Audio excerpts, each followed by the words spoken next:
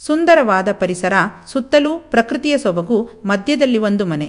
ಮನೆಯ ಹಿಂದುಗಡೆ 10 ಕಿಲೋಮೀಟರ್ ದೂರದಲ್ಲಿ ಒಂದು ಹೊಳೆಯಿತ್ತು. ಆ ಮನೆಗೆ ಯಜಮಾನಿ ಅರ್ಚನಾ ಮತ್ತು ಯಜಮಾನ ರಾಜೀವ್. ಅವರಿಬ್ಬರಿಗೆ 3 ಜನ ಮಕ್ಕಳಿದ್ದಾರೆ. 2 ಹೆಣ್ಣು 1 ಗಂಡು. ಗಂಡಿನ ಹೆಸರು ಧನುಷ್, 10ನೇ ತರಗತಿಯಲ್ಲಿ ಓದುತ್ತಿದ್ದಾನೆ ಮತ್ತು 2 ಹೆಣ್ಣು ಮಕ್ಕಳು ಪ್ರಾಥಮಿಕ ಶಾಲೆಯಲ್ಲಿ ಓದುತ್ತಿದ್ದಾರೆ. ಅರ್ಚನಾ ನೋಡಲು ಸುಂದರವಾಗಿರುವ ಹೆಂಗಸು. ವಯಸ್ಸಿನಲ್ಲಿ ರಾಜೀವನಿಗಿಂತ 6 ವರ್ಷ ಚಿಕ್ಕವಳು. ರಾಜೀವ ನೋಡಲು ಸ್ವಲ್ಪ ಮುದುಕನಂತೆ ಕಾಣುತ್ತಿದ್ದ. ಅವರಿಬ್ಬರೂ ಎಲ್ಲಾದರೂ ಹೊರಗಡೆ ಹೋದಾಗ ಅರ್ಚನಾಳನ್ನು ನೋಡಿ ಇವಳು ನಿನ್ನ ಮಗಳ ಅಂತ ರಾಜೀವನ ಬಳಿ ಕೇಳ್ತಿದ್ರು. ಹಾಗಾಗಿ ಅವನಿಗೆ ಆ ವಿಷಯದಲ್ಲಿ ತುಂಬಾನೇ ಬೇಸರ ಇತ್ತು. ಅರ್ಚನಾ ಏನೂ ಕಮ್ಮಿ ಇರಲಿಲ್ಲ. ಯೌವನ ತುಂಬಿದಾಗಲೇ ಅವಳ ಎಲ್ಲಾ ತೂತಿಗೂ ತುಂಬಿಸಿಕೊಂಡಿದ್ದಾಳೆ. ತುಂಬಾ ಜನ ಗಂಡಸರನ್ನು ಅವಳು ಮೇಂಟೇನ್ ಮಾಡಿದ್ದಳು. ಅರ್ಚನಾಳ ಪುಣ್ಯ ರಾಜೀವನ ಗ್ರಹಚಾರ ಎನ್ನುವಂತೆ ಅವರಿಬ್ಬರ ಮದುವೆಯಾಯಿತು. ಅರ್ಚನಾ ತುಂಬಾ ಘಾಟಿ ಹೆಂಗಸು. ಎಲ್ಲಿ ಹೇಗೆ ಮಾತನಾಡಬೇಕು ಅನ್ನೋದು ಅವಳಿಗೆ ತಿಳಿದಿರಲಿಲ್ಲ.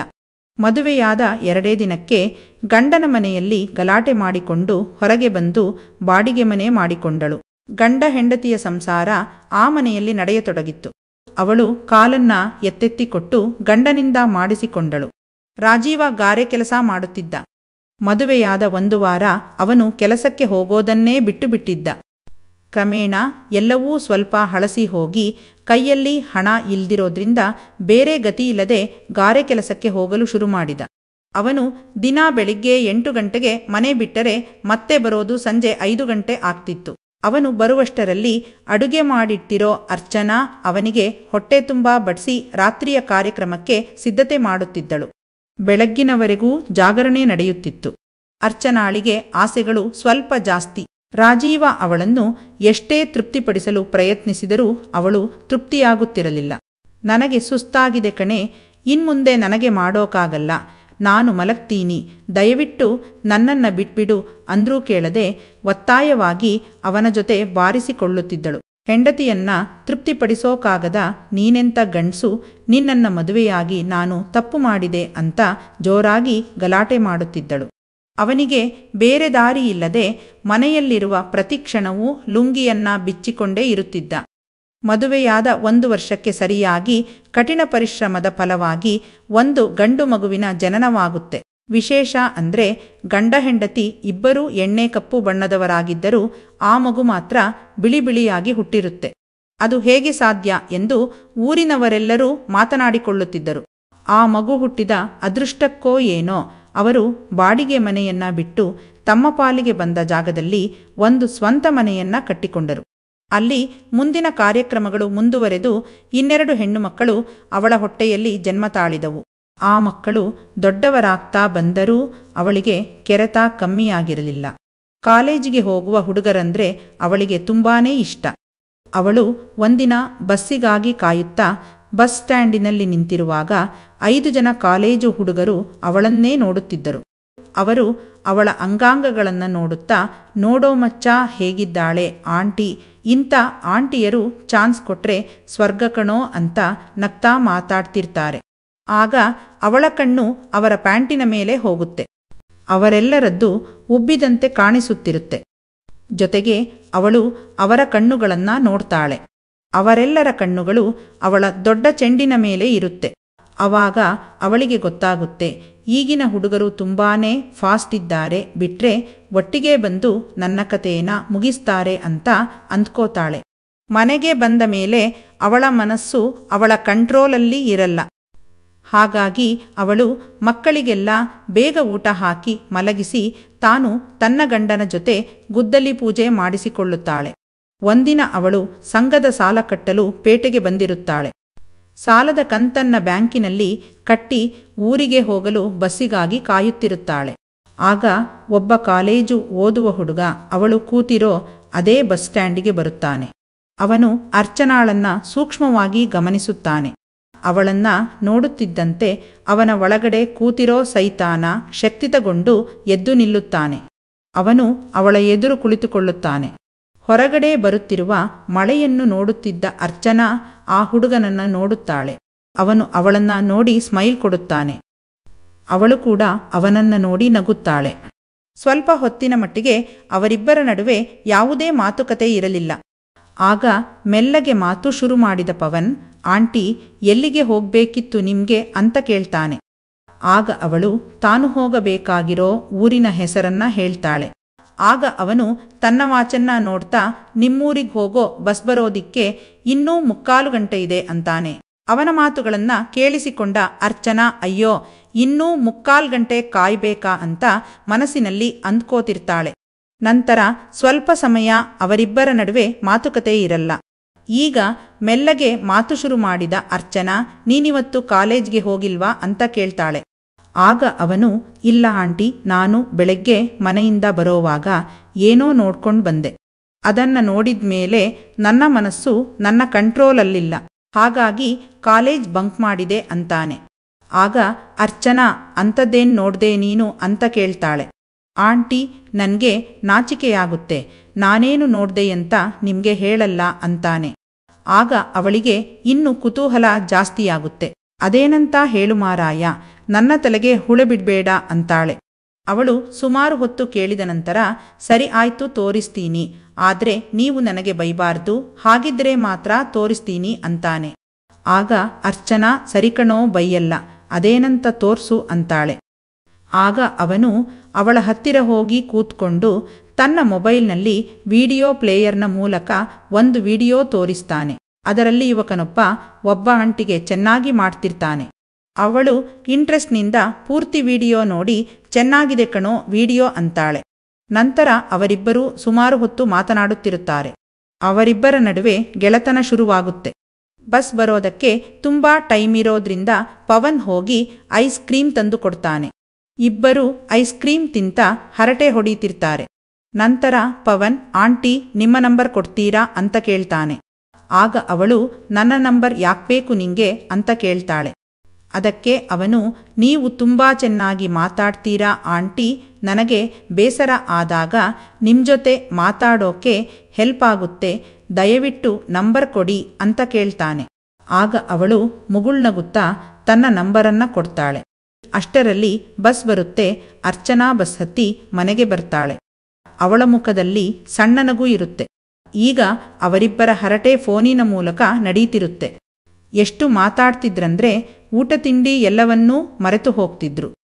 ಉಂಡಿದ್ದು ತಿಂದಿದ್ದು ಮಲ್ಗಿದ್ದು ಎಲ್ಲವನ್ನೂ ಮಾತಾಡ್ತಿದ್ರು. ಬರುತ್ತಾ ಅವರಿಬ್ಬರ ಸಂಬಂಧ ಗಟ್ಟಿಯಾಗುತ್ತಾ ಬರುತ್ತೆ. ಅದು ಮಳೆಗಾಲ, ಶಾಲೆಗೆ ರಜೆ ಇದ್ದಿದ್ರಿಂದ ಅರ್ಚನಾಳ ಮಕ್ಕಳೆಲ್ಲರೂ ಅಲ್ಲೇ ಸ್ವಲ್ಪ ದೂರದಲ್ಲಿರೋ ಅಜ್ಜಿ ಮನೆಗೆ ಹೋಗಿದ್ದರು. ರಾಜೀವನಿಗೆ ಮೊದಲಿನಿಂದಲೂ ಮೀನು ಹಿಡಿಯೋದಂದ್ರೆ ತುಂಬಾನೇ ಇಷ್ಟ. ಅದು ಮಳೆಗಾಲದಲ್ಲಿ ಮೀನು ಹಿಡಿಯೋದಂದ್ರೆ ಅವನಿಗೆ ಪಂಚಪ್ರಾಣ. ಹೊಸ ಹೊಸ ಮೀನುಗಳು, ಏಡಿಗಳು ಬರೋದ್ರಿಂದ ಅವನು ತನ್ನ ಗೆಳೆಯರನ್ನ ಕರ್ಕೊಂಡು ತನ್ನ ಮನೆಯಿಂದ 10 ಕಿಲೋಮೀಟರ್ ದೂರದಲ್ಲಿರೋ ಹೊಳೆಗೆ ಹೋಗ್ತಾನೆ. ಅವನು ಬರೋದು ನಾಳೆ ಬೆಳಗ್ಗೆಯಾಗುತ್ತೆ ಅನ್ನೋದು ಅರ್ಚನಾಳಿಗೆ ತುಂಬಾನೇ ಚೆನ್ನಾಗಿ ಗೊತ್ತಿತ್ತು. ಹಾಗಾಗಿ ಅವಳು ಪವನ್ನಿಗೆ ಕಾಲ್ ಮಾಡಿ ಮಾತಾಡ್ತಾ ಎಲ್ಲಾ ವಿಷಯನ ಹೇಳ್ಕೋತಾಳೆ. ಆಗವನು, ನಿಮ್ಗೆ ಮನೇಲಿ ಒಬ್ಬರೇ ಇರೋದಕ್ಕೆ ಬೇಜಾರಾಗಲ್ವಾ ಆಂಟಿ, ನಿಮ್ಮ ಬೇಸರ ಕಳೆಯೋಕೆ ನಾನು ನಿಮ್ಮನೆಗೆ ಬರ್ಲಾ ಅಂತ ಕೇಳ್ತಾನೆ. ಆಗ ಅರ್ಚನಾ, ಬೇಡ ಕಣೋ, ನೀನು ನಮ್ಮನೆಗೆ ಬರೋದು ಚೆನ್ನಾಗಿರಲ್ಲ, ಯಾರಾದರೂ ನೋಡಿದ್ರೆ ತಪ್ಪು ತಿಳ್ಕೋತಾರೆ. ನೀನು ನನ್ನ ಬೆಸ್ಟ್ ಫ್ರೆಂಡ್ ಇರಬಹುದು, ಆದರೆ ನೋಡೋರ ಕಣ್ಣಿಗೆ ಅದು ತಪ್ಪಾಗಿ ತೋರುತ್ತೆ. ಅದಕ್ಕೆ ಬೇಡ ಕಣೋ, ಬೇಸರ ಮಾಡ್ಕೋಬೇಡ ಅಂತಾಳೆ. ಆಗ ಪವನ್, ಏನೂ ಆಗಲ್ಲ ಆಂಟಿ, ನಾನು ಯಾರಿಗೂ ಗೊತ್ತಾಗದ ಹಾಗೆ ಬರ್ತೀನಿ, ರಾತ್ರಿಯಾಗಿರೋದ್ರಿಂದ ಜೊತೆಗೆ ಮಳೆ ಕೂಡ ಬರ್ತಿರೋದ್ರಿಂದ ಯಾರಿಗೂ ಕಾಣಿಸಲ್ಲ. ನೀವು ನಿಮ್ಮ ಮನೆಯ ಮುಂದ್ಗಡೆ ಇರೋ ಲೈಟನ್ನ ಆಫ್ ಮಾಡಿ, ನಾನು ಹಿಂದ್ಗಡೆಯಿಂದ ಮನೆಯೊಳಗೆ ಬರ್ತೀನಿ ಅಂತಾನೆ. ಆಗ ಅರ್ಚನಾ, ನಿನ್ಗೆ ನಮ್ಮನೆ ಎಲ್ಲಿದೆ ಅಂತಾನೇ ಗೊತ್ತಿಲ್ವಲ್ಲ, ಅದ್ಹೇಗೆ ನೀನ್ ಬರ್ತೀಯಾ ಅಂತ ಕೇಳ್ತಾಳೆ. ಅದಕ್ಕವನು, ನನ್ನ ಫ್ರೆಂಡ್ ರೂಪಾಳ ಮನೆ ಇರೋದು ನಿಮ್ಮನೆ ಹತ್ತಿರನೇ, ಅವಳ ಮನೆ ಹಿಂದಿರೋದೆ ನಿಮ್ಮನೆ ತಾನೇ, ನಾನು ಒಂದ್ಸಲ ಅವಳ ಮನೆಗೆ ಬಂದಿದ್ದೆ, ಹಾಗಾಗಿ ನಿಮ್ಮನೆಗೆ ಬರೋದು ನನಗೆ ಕಷ್ಟ ಆಗಲ್ಲ ಅಂತಾನೆ. ಆಗ ಅರ್ಚನಾ, ಓ ಹೌದಾ, ಹಾಗಿದ್ರೆ ಸರಿ ಬಾ, ನಿನ್ಗೋಸ್ಕರ ಮನೆ ಹಿಂದಿನ ಬಾಗಿಲನ್ನ ತೆಗೆದಿಡ್ತೀನಿ ಅಂತಾಳೆ. ಅವನು ಖುಷಿಯಿಂದ ತನ್ನ ಫ್ರೆಂಡಿಗೆ ಅರ್ಚನಾಳ ಮನೆ ಹತ್ರ ಬಿಡಲು ಹೇಳ್ತಾನೆ. ಅವನು ಪವನ್ನನ್ನ ಬಿಟ್ಟು ಹೋಗ್ತಾನೆ. ಈಗ ಪವನ್ ಮೆಲ್ಲಗೆ ಕಳ್ಳನ ರೀತಿ ಅವಳ ಮನೆಯ ಹಿಂದಿನ ಬಾಗಿಲಿನ ಮೂಲಕ ಒಳಕ್ಕೆ ಬರ್ತಾನೆ. ಅರ್ಚನಾಳಿಗೆ ಅವನನ್ನು ನೋಡಿ ತುಂಬಾನೇ ಖುಷಿಯಾಗುತ್ತೆ. ಅವನು ಏದುಸಿರು ಬಿಡ್ತಿರೋದ್ರಿಂದ ಅವಳು ಅವನಿಗೆ ನೀರು ಕೊಟ್ಟು ಸ್ವಲ್ಪ ಸುಧಾರಿಸ್ಕೋ ಅಂತಾಳೆ. ನಂತರ ಇಬ್ಬರ ಮಾತುಕತೆ ಶುರುವಾಗುತ್ತೆ. ಇಬ್ಬರೂ ತಮಾಷೆ ಮಾಡ್ತಾ ಮಾತಾಡ್ತಾ ಇರ್ತಾರೆ. ಕೆಲವೊಮ್ಮೆ ಅವನು ಅವಳನ್ನ ದಾರಿಗೆ ತರಲು ತಾನು ಯಾವೆಲ್ಲ ಹುಡುಗಿಯರ ಜೊತೆ ಮಲ್ಗಿದ್ದೀನಿ, ಅವರಿಗೆ ಹೇಗೆಲ್ಲ ಮಾಡಿದ್ದೀನಿ ಅಂತ ತನ್ನ ಕತೆನ ಹೇಳೋಕೆ ಶುರು ಮಾಡ್ತಾನೆ. ಆ ಕತೆನೆಲ್ಲ ಕೇಳಿಸಿಕೊಂಡ ಅರ್ಚನಾ, ನೀನು ಮಹಾನ್ ರಸಿಕ ಕಣೋ, ಜೊತೆಗೆ ಅದೃಷ್ಟವಂತ ಕೂಡ ಅಂತಾಳೆ. ಹಾಗೆ ಮಾತಾಡ್ತಾ ಅವನ ಕಣ್ಣುಗಳು ಅವಳ ಬಲೂನುಗಳನ್ನು ಕೆಕ್ಕರಿಸಿ ನೋಡ್ತಿರುತ್ತೆ. ಅವನು ಅವಳನ್ನ ಮೂಡಿಗೆ ತರಿಸಲು ಎಷ್ಟು ಪ್ರಯತ್ನ ಮಾಡಿದ್ರೂ ಅವಳು ಮಾತ್ರ ಅವನಿಗೆ ಸೊಪ್ಪು ಹಾಕುತ್ತಿರಲಿಲ್ಲ. ಅವನ ತಮ್ಮ ಎದ್ದುಕೊಂಡು ಅವಳಿಗೆ ಮಾಡಲು ಕಾಯುತ್ತಿದ್ದಾನೆ. ಆದ್ರೆ ಅರ್ಚನಾಳ ಕಡೆಯಿಂದ ಯಾವುದೇ ಗ್ರೀನ್ ಸಿಗ್ನಲ್ ಸಿಕ್ತಿಲ್ಲ. ಹಾಗಾಗಿ ಅವನು ಒಂದು ಪ್ಲಾನ್ ಮಾಡ್ತಾನೆ. ಅದು ಮಳೆಗಾಲ ಆಗಿರೋದ್ರಿಂದ ಅರ್ಚನಾ ಪದೇ ಪದೇ ಟಾಯ್ಲೆಟ್ಗೆ ನೀರು ಬಿಡಲು ಹೋಗೋದನ್ನ ಅವನು ಗಮನಿಸ್ತಾನೆ. ಹಾಗಾಗಿ ಅವನು ಅಡುಗೆ ಮನೆಯಲ್ಲಿರೋ ಜೀರಿಗೆ ಮೆಣಸಿನಕಾಯಿಗಳನ್ನ ಒಂದು ಮುಷ್ಟಿ ತಗೊಂಡು ತನ್ನ ಜೇಬಿನೊಳಗೆ ಹಾಕೋತಾನೆ. ನಂತರ ಆಂಟಿ, ನನಗೆ ಟಾಯ್ಲೆಟ್ಗೆ ಹೋಗ್ಬೇಕು ಅಂತಾನೆ. ಅವಳು ಸರಿ ಹೋಗಿ ಬಾ ಅಂತ ಹೇಳ್ತಾಳೆ. ಅವನು ಟಾಯ್ಲೆಟ್ಗೆ ಬಂದವನೇ ಸುತ್ತಲೂ ನೋಡ್ತಾನೆ. ಅಲ್ಲಿ ಅರ್ಚನಾ ನೀರು ಬಿಟ್ಟ ಮೇಲೆ ಸಾಮಾನು ಒರೆಸಿಕೊಳ್ಳಲು ಬಟ್ಟೆ ಇಟ್ಟಿರ್ತಾಳೆ. ಅದಕ್ಕವನು ಸರಿಯಾಗಿ ಜೀರಿಗೆ ಮೆಣಸುಗಳನ್ನು ನುರಿಯುತ್ತಾನೆ. ನಂತರ ಸರಿಯಾಗಿ ಕೈ ತೊಳೆದುಕೊಂಡು ಹೊರಗೆ ಬರ್ತಾನೆ. ಆ ಮೆಣಸುಗಳು ಎಷ್ಟು ಖಾರ ಇತ್ತಂದ್ರೆ ಅವನು ಕೈ ತೊಳೆದು ಬಂದ್ಮೇಲೂ ಕೂಡ ಅವನ ಕೈ ಉರಿಯುತ್ತಿರುತ್ತೆ. ನಂತರ ಸ್ವಲ್ಪ ಹೊತ್ತಿನಲ್ಲಿ ಅರ್ಚನಾ ಟಾಯ್ಲೆಟ್ಗೆ ಹೋಗ್ತಾಳೆ ಮತ್ತು ಕೂತ್ಕೊಂಡು ನೀರು ಬಿಟ್ಟು ಆ ಬಟ್ಟೆಯಿಂದ ಚೆನ್ನಾಗಿ ತನ್ನ ಚಪಾತಿಯನ್ನ ಒರೆಸ್ಕೋತಾಳೆ. ಆಗ ಅವಳ ಚಪಾತಿ ಉರಿಯೋದಕ್ಕೆ ಶುರುವಾಗುತ್ತೆ. ಅವಳು ಅಮ್ಮ ಉರಿ ಉರಿ ಅನ್ನುತ್ತಾ ತನ್ನ ತೂತೊಡೆಯನ್ನ ಚೆನ್ನಾಗಿ ನೀರಾಕಿ ತೊಳ್ಕೋತಾಳೆ. ಆದರೂ ಉರಿ ತಡೆದುಕೊಳ್ಳಲಾಗಲಿಲ್ಲ.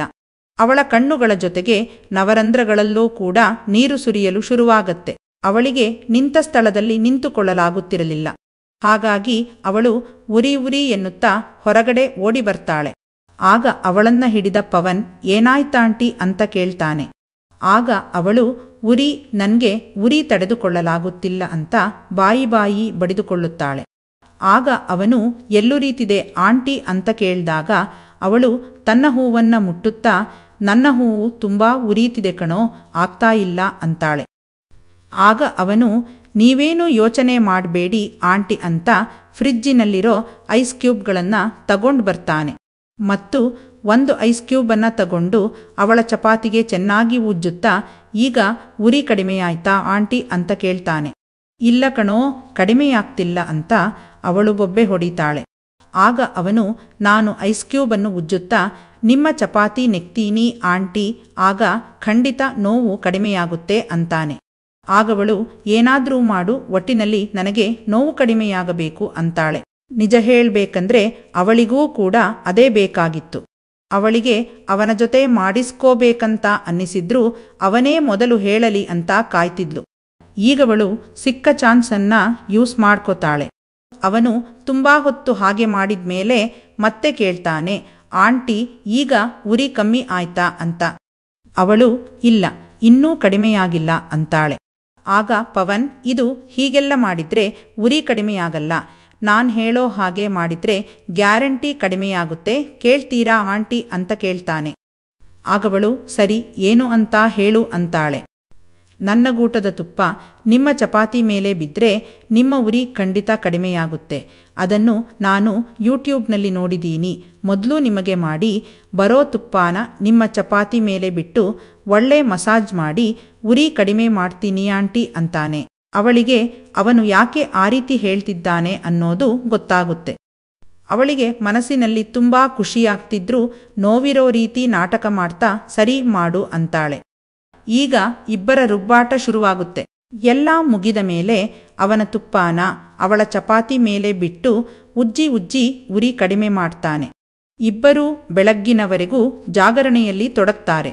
ಅವರು ಬೆಳಗಿನ ಜಾವದಲ್ಲಿ ಆಟದಲ್ಲಿ ತೊಡಗಿರುವಾಗ ರಾಜೀವ ಬಂದು ಬಾಗಿಲು ತಟ್ಟುತ್ತಾನೆ. ಆಗ ಗಡಿಬಿಡಿಲಿ ಬಟ್ಟೆ ಹಾಕೊಂಡ ಪವನ್ ಹಿಂದಿನ ಬಾಗಿಲಿನಿಂದ ಓಡಿ ಹೋಗ್ತಾನೆ. ಬೇಗ ಬೇಗ ಬಟ್ಟೆ ಹಾಕೊಂಡ ಅರ್ಚನಾ ಬಾಗಿಲು ತೆಗೀತಾಳೆ. ಈಗ ಅರ್ಚನಾ ಮತ್ತು ರಾಜೀವನ ಆಟ ಶುರುವಾಗುತ್ತೆ. ಇದಾದ ನಂತರ ಪವನ್ ಚೆನ್ನಾಗಿ ಓದಿ ತಹಶೀಲ್ದಾರನಾಗ್ತಾನೆ. ಅವನು ಮಾಡೋ ಕೆಲಸ ಇಡೀ ಊರಿಗೆ ಅಚ್ಚುಮೆಚ್ಚಾಗಿರುತ್ತೆ. ಅವನು ಒಳ್ಳೆಯ ಹೆಸರನ್ನೂ ಮಾಡುತ್ತಾನೆ. ಇತ್ತ ಅರ್ಚನಾಳ ಎಲ್ಲ ಮಕ್ಕಳು ಕೂಡ ಓದಿ ದೊಡ್ಡವರಾಗಿ ಒಳ್ಳೆ ಕೆಲಸಕ್ಕೆ ಸೇರ್ಕೋತಾರೆ. ಈಗ ಅವರು ತಮ್ಮ ತಂದೆ ತಾಯಿಯನ್ನ ಚೆನ್ನಾಗಿ ನೋಡ್ಕೋತಿದ್ದಾರೆ.